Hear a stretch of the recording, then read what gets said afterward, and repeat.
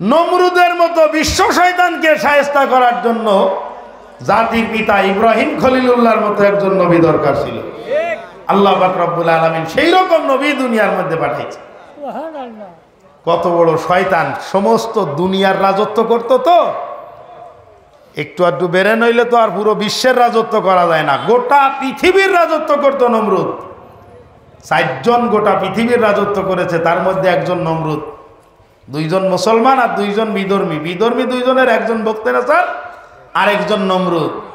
ইব্রাহিম আলাইহিস সালাতু ওয়াস সালাম গিয়ে বলতেছেন, আমি আমার রবের পক্ষ থেকে দাওয়াত নিয়ে আসছি।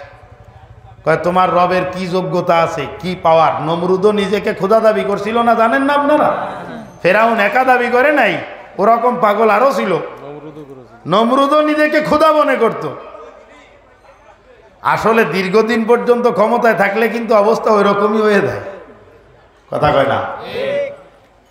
দীর্ঘদিন পর্যন্ত রাষ্ট্র ক্ষমতায় থাকলে ওই রকম মনে হয়ে যায় যে আমার মনে হয় আর কোনো সমস্যা নেই, এতদিন পর্যন্ত আমারে কেউ কিছু করতে পারতেছে না, তাহলে আমার আর কি, আমি তো আসলেই খোদা হয়ে গেছি মনে হয়। সালেহ আলাইহিস সালাতু ওয়াস সালামের জামানায় ছিল সাদ্দাত, 750 বছর পর্যন্ত রাষ্ট্র পরিচালনা করেছে। 1750 বছর। আর সাদ্দাদের আগে তার ভাই সাদিদ 700 বছর রাষ্ট্র পরিচালনা করেছে। আর ফেরাউন 450 বছর রাজত্ব পরিচালনা করেছে। ওই 450 বছর রাষ্ট্র পরিচালনার পর ওর মনে হয়েছে যে তাইলে আমি কিছু একটা হয়ে গেছি মনে হয়। ওই তখনই ওর মনের মধ্যে শয়তান দাগা দিছে, আর তুই তো খোদা হয়ে গেছিস ব্যাকল। তখন ফেরাউন ঘোষণা দিয়েছে, আনা রব্বুকুমুল আলা, আমি সব থেকে বড় খোদা মিশরের, আমার উপরে কোনো খোদা নাই। এখানে একটা জিনিস পর্যালোচনা করলে দেখা যায়, ফেরাউন এবং নমরুদ এই 2 জনকে টালি করলে তুলনামূলকভাবে নমরুদের থেকে ফেরাউন একটু ভালো ছিল। তুলনামূলক। এই কোনায় ভলেন্টিয়ার, এই দোকানের দিকে একটু ভলেন্টিয়াররা খেয়াল করেন, এই দোকানটা, এই দোকানের এই মোড়ে এই জায়গায় একটু ভলেন্টিয়াররা খেয়াল করেন ভাই, আমি বলতেছি, হয়ে যাবে না ইনশাল্লাহ। ফেরাউন নমরুদের তুলনায় ভালো ছিল। আমি কিন্তু আবার সকালবেলায় গিয়ে মৈখালী বাজারে চায়ের দোকানে বসে ফতুয়া দিয়েন না, ফয়জুল করিম বলে গেছে যে ফেরাউন ভালো ছিল নমরুদের চেয়ে। ফেরাউন ভালো ছিল ওইটা বলতে চাই নাই, তুলনামূলক নমরুদের তুলনায় ফেরাউন ভালো ছিল। একটু বাস্তব কোরআন সুন্নাহ দিয়ে দলিল নেন যে কিভাবে ভালো ছিল। ফেরাউনের কাছে যখন মানুষ গিয়ে বলতেছে তুমি তো মিশরের খোদা, তাই এই যে এই নীল দরিয়া শুকিয়ে যাচ্ছে, এখানে পানি আসতেছে না, এই তোমার কথায় যদি জরবাটা হয় তাহলে বুঝবো যে তুমি খোদা। ফেরাউনের মধ্যে মারাত্মক 2টা ভালো গুণ ছিল। একটা গুণ ছিল ফেরাউনের একটা বৃদ্ধা মা ছিল, ওই মাকে অত্যন্ত খেদমত করতো, ভালোবাসতো ফেরাউন, ওই মাকে খুব খেদমত করতো, মায়ের কথার অবাধ্য হইতো না। আর একটা গুণ ছিল, কিন্তু আল্লাহকে মানত। আল্লাহকে মানত মানে আল্লাহকে মানত কেমন? প্রকাশ্যে না, গোপনে মানত। এবং ও বিশ্বাস করতো যে আমি আসলে খোদা কিছু না, খোদা অরিজিনালি ওই রব, উনিই অরিজিনাল খোদা, আমি কোনো খোদা না। এই জন্য ও কিন্তু সারা রাত দাঁড়ায় দাঁড়ায় তাহাজ্জুদ পড়তো, অর্থাৎ আল্লাহ পাকের দরবারে ধর্ণা দিত, মাবুদ খোদাই তো দাবি করে বসেছি, কিন্তু আমার তো পাওয়ার নাই, আমি তো জানি যে আমি বন্ড খোদা, অরিজিনাল খোদা তো তুমি, তা তুমি যদি দয়া করে আমাকে একটু সুযোগ দাও তাহলে আমি কিছু একটু খোদাগিরি ফলাইতে পারি, তোমার তো কোনো পাওয়ার কমবে না। আপনারা কি মনে করেন ফেরাউনের মতো গোটা দুনিয়ার মানুষ যদি নিজেকে খোদা মনে করে, আর সেই রকম পাওয়ার যদি আল্লাহ পাক প্রত্যেককে দান করে, আল্লাহ পাকের পাওয়ারের মধ্যে জাররা পরিমাণ কোনো কমতি আসে? কোনো কমতি আসে না। ফেরাউন আল্লাহ পাক বলতেছেন যে এইটুকু না, তোর কত পাওয়ার লাগবে? আজকের থেকে নীল দরিয়ার কিনারায় বসে তুমি হুকুম করবা যে নদী এখন জোয়ার হও, তোমার হুকুম করতে দেরি হবে, কিন্তু তোমার হুকুম মতো জোয়ারের পানি ফিরতে দেরি হবে না। সার বাটি, একদম পূর্ণাঙ্গ বাটি চলতেছে, ফেরাউন গিয়ে বলতেছে জোয়ার, বলার সাথে সাথে এমনি জোয়ার ফিরে আসতেছে। এটার জন্য ফেরাউনকে মারাত্মক মূল্য দেওয়া লাগছে। সেটা কি? গাছের ডালের সঙ্গে দড়ি বেঁধে আর একটা মাথা গলার মধ্যে আটকায় দিয়ে তারপর ইবাদত করতেছে ফেরাউন জঙ্গলের মধ্যে। এই গাছের গলায় দড়ি বাঁধার অর্থ হলো 2টা। একটা অর্থ হলো নিজেকে নালায়েক কমজোর মনে করা, নিজেকে ছোট মনে করা। গলায় ওই যে কয় না, গলায় গামছা দিয়ে মাপ চাচ্ছি আমি তোর কাছে, আমারে মাফ করে দে। তাই গলায় গামছা দিয়ে মাপ চাওয়া মানে আমি কত ছোট মনে করতেছি নিজেকে। তা ফেরাউন গলায় দড়ি দিয়ে ওরকম গলায় গামছা দিয়ে আল্লাহর কাছে মাপ চাচ্ছে যে আমি তো খোদা, বন্ড খোদা, তুমি জানো আমিও জানি, কিন্তু আমার সমস্যা হয়ে গেছে, আমাকে এইটা করা লাগবে। আরেকটা হলো গলায় দড়ি দিয়ে ই করছে এই কারণে যে যাতে করে ইবাদতের মধ্যে কোনো বিঘ্ন সৃষ্টি না হয়, ঘুমের কারণে টোলে এদিক ওদিক পড়ে না যায়। গলায় টান লাগলে ঘুম থাকে? কথা কয় না। গলায় যদি চাপ লাগে ঘুম থাকে? ঘুম থাকে না। ফেরাউন দোয়া করতেছে, আল্লাহ এই পাওয়ার দরকার। আল্লাহ জিব্রাইলকে পাঠাই দিয়েছে, জিব্রাইল যা পাওয়ার যা লাগে দিয়ায়। এইখানে একটা কথা মনে রাখেন, আল্লাহ যদি চাইতেন তাহলে জিব্রাইলকে পাঠাই দিও নাক মুখ জাতা দূরে ঠাটায় মেরে দে, এইটা যদি বলে দিত তা ফেরাউনের অস্তিত্ব ধূলিসাৎ হয়ে যেত না? আল্লাহ পাক এটা করলেন না কেন? আল্লাহ পাক বলেন যে যে বাড়তে চায় আমি আল্লাহ পাক তাকে বাড়ার সুযোগ করে দেই। দেখি তুই কত দূর বাড়তে পারিস। যেদিন বাড়তে বাড়তে বাড়তে বাড়তে শেষ, তোর বাড়ার শেষ হয়ে যাবে, আমি আল্লাহ পাক ওইখান থেকে আছাড় দেব, তোর অস্তিত্ব আর পৃথিবীতে খুঁজে পাওয়া যাবে না। ও দুনিয়ার মুসলমান, ফেরাউনের কাছে জিবরাইল আলাইহিস সালাতু ওয়াস সালাম এসে বলতেছে, ফেরাউন কি চাও? আমি চাই আমার খোদার সম্পূর্ণ পাওয়ার, আমি চাই আমার কথায় নীল দরিয়ার জরবাটা হোক। জিবরাইল আলাইহিস সালাতু ওয়াস সালাম বলতেছে, তাহলে তোমার কাছেও একটা কথা, তোমাকে দুইটা জিনিস অঙ্গীকার করতে হবে। একটা হলো তুমি এখান থেকে স্বীকৃতি দিবা যে আমি দুনিয়া চাই, আখেরাত চাই না। আর একটা কথার তুমি স্বীকৃতি দিবা যে তোমার রাজত্বের মধ্যে যদি তোমাকে কেউ খোদা না মানে, আরেকজন যদি খোদা দাবি করে, তাহলে তার কি শাস্তি হওয়া উচিত? তুমি তো খোদা, এখন তোমার রাষ্ট্রের মধ্যে আরেকজন নিজেকে খোদা বলতেছে, ওই লোকটার কি শাস্তি হওয়া উচিত? ফেরাউন চট করে বলে ফেলেছে, ওকে নীল দরিয়ায় চুবাই মারা উচিত, ওকে নীল দরিয়ায় চুবাই মারা উচিত। আমাদের দেশের একজন রাষ্ট্রপ্রধান আছে, কি বলেন, আছে কি আছে না? এইখান থেকে যদি কোনো পাগল আমার মতো যদি ঘোষণা দেয় আজকের থেকে আমি তারে মানি না, আমি প্রধানমন্ত্রী, এরকম করে এখান থেকে যদি ঘোষণা দেয়, তাহলে মানে রাতের অন্ধকারে একা একা চলতে গেলে আড়াই যাবে না? কথা হয় না? আল্লাহ পাক রব্বুল আলামিনের রাজত্বের মধ্যে ফেরাউন চাইছে রাজা হইতে, ফেরাউন চেয়েছে খোদা হইতে, আল্লাহ পাক তারে খোদা বানাই দিছে। তুই দেখি, জিবরাইল বলতেছে যে তোমার রাষ্ট্রের মধ্যে কেউ যদি তোমাকে না মানে, নাফরমানি করে, তার কি শাস্তি হওয়া উচিত? ফেরাউন বলতেছে নীল দরিয়ায় চুবাই মারা উচিত। তাহলে এই দুইটা কথা একটু লিখে দাও কাগজে। ফেরাউন নিজের হাতে কাগজে লিখে দিছে, কয় সই করো। ওইখানে ফেরাউন নিজের দস্তখত করে দিছে, সিল মেরে একদম রাষ্ট্রীয় মোহর মেরে দিয়ে, এবার জিবরাইল নিজের হাতে গলার দড়ি খুলে দিয়ে বলতেছে, যাও এখন গিয়ে খালি হুকুম করবা, যা বলবা তাই হয়ে যাবে। এই দাতাল মনে মনে চিন্তা করলো যে আমি তো সব কিছু হয়ে গেছি। এইখানে পার্থক্য বুঝাইতে চাচ্ছিলাম। নমরুদের কাছে ইব্রাহিম আলাইহিস সালাতু ওয়াস সালাম গিয়ে যখন দাওয়াত দিছেন, নমরুদ বলতেছে, তোমার খোদার কি পাওয়ার আছে? কয় আমার খোদার পাওয়ার আছে, সে ইহয়ী ওয়া ইউমীত, আমার রব মৃত্যুকে জীবিত করতে পারে, জীবিতকে মৃত্যু করতে পারে। এই শয়তান নমরুদ বলতেছে, ওটা তো আমিও পারি। জেলখানার থেকে দুইজন আসামি ডাকছে, একজনের মৃত্যুর ফাঁসির হুকুম দিয়ে দিছে, আর একজনের কয় জাত করে ছেড়ে দিলাম। ইব্রাহিম আলাইহিস সালাতু ওয়াস সালাম বলতেন, কি হলো এটা? ওই যে একটারে মেরে দিলাম আর একটারে বাঁচাই দিলাম। তুই যে বললি, তুমি যে বললে যে আল্লাহ পাকের কি যোগ্যতা, কয় আল্লাহ পাক মারতেও পারে আবার বাঁচাইতেও পারে। কি বলেন, আমার রব বা মারতেও পারে বাঁচাইতে পারে, কথা বলেন। ইব্রাহিম আলাইহিস সালাতু ওয়াস সালাম বলতেছেন, আমার রবের যোগ্যতা রব্বি আল্লাযী ইউহয়ী ওয়া ইউমীত, আমার রব হলেন ওই রব যিনি কা বাঁচাইতেও পারেন মারতেও পারেন। নমরুদ বলতেছে, ওটা আমিও পারি। দুইজনকে ডেকে একজনকে মেরে ফেলাইছে, আর একজনকে জীবিত ছেড়ে দিছে। ইব্রাহিম বলে, কি হইলো? টাকা হয়েছে, আমিও একটাকে মারলাম আর একটাকে বাঁচাই দিলাম।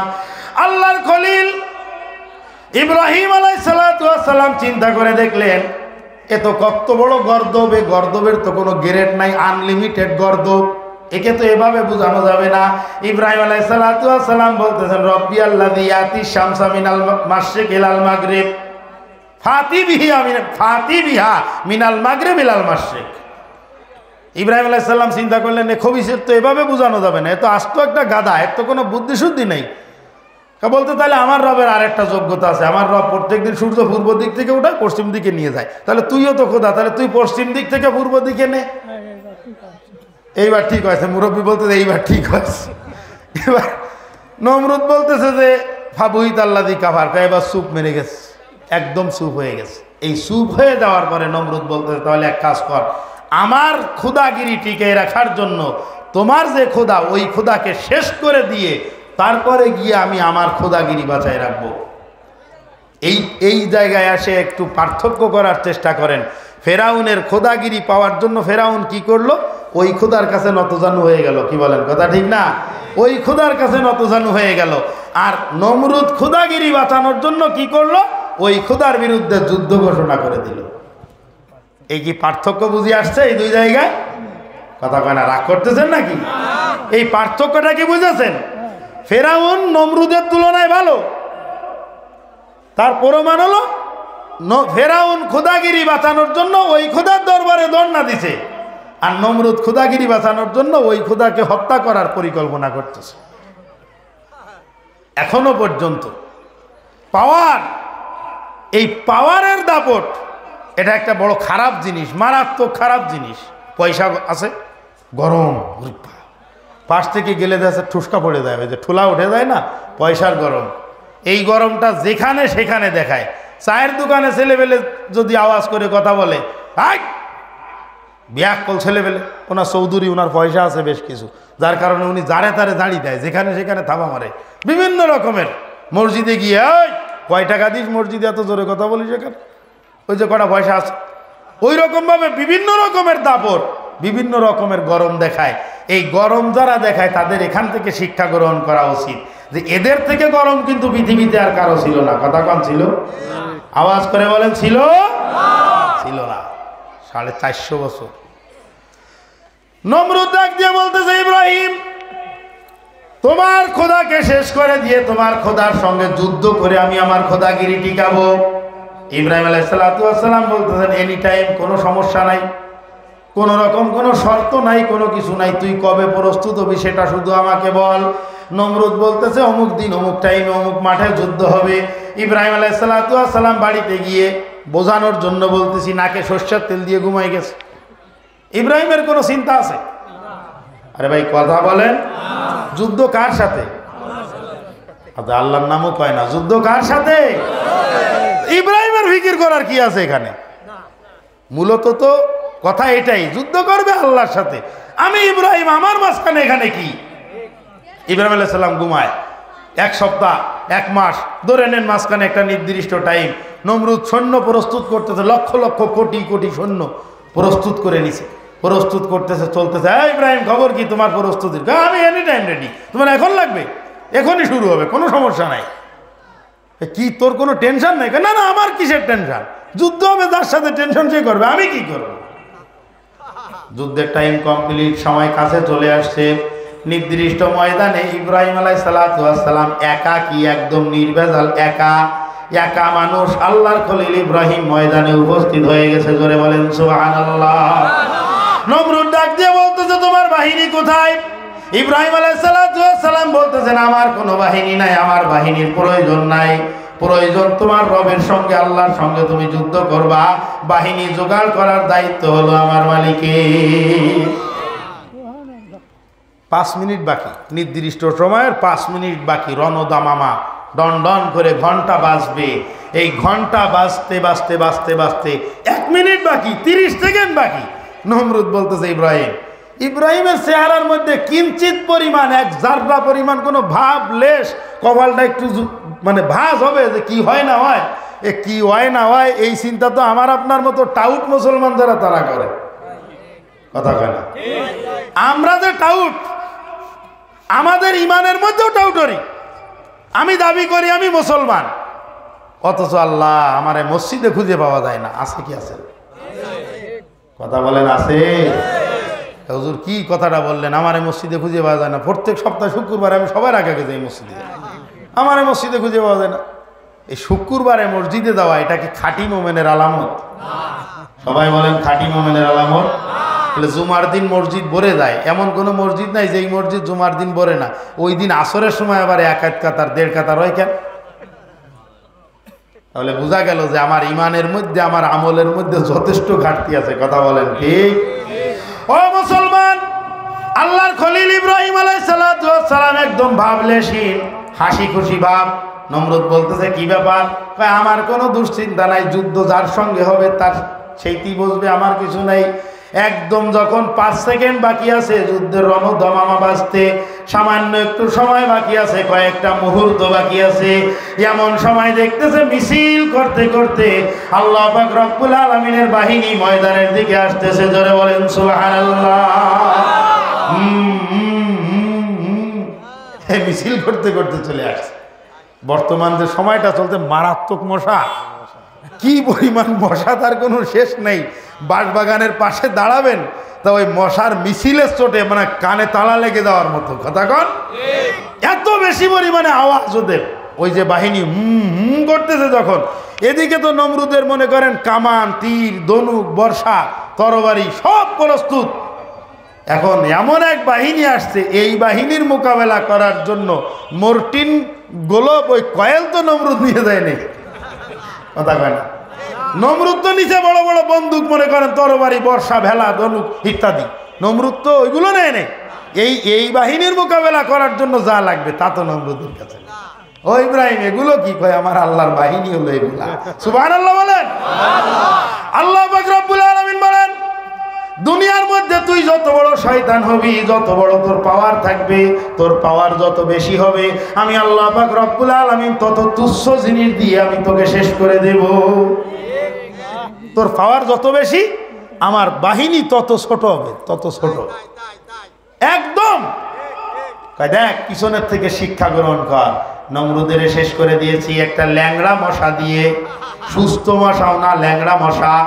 এই তাফসীরের কিতাবের মধ্যে লেখে, কয় যে নমরুদের বাহিনীকে ওই মশাগুলো যখন অ্যারেস্ট করে নিছে, বেষ্টন করে নিছে, ও বাদান, এই মশাগুলো কিন্তু সাধারণ মশা ছিল না। এই মশাগুলো ছিল আল্লাহ পাক রব্বুল আলামিনের প্রেরিত খাস মশা বাহিনী। কথা বলেন ঠিক? খাস মশা বাহিনী ছিল এগুলা।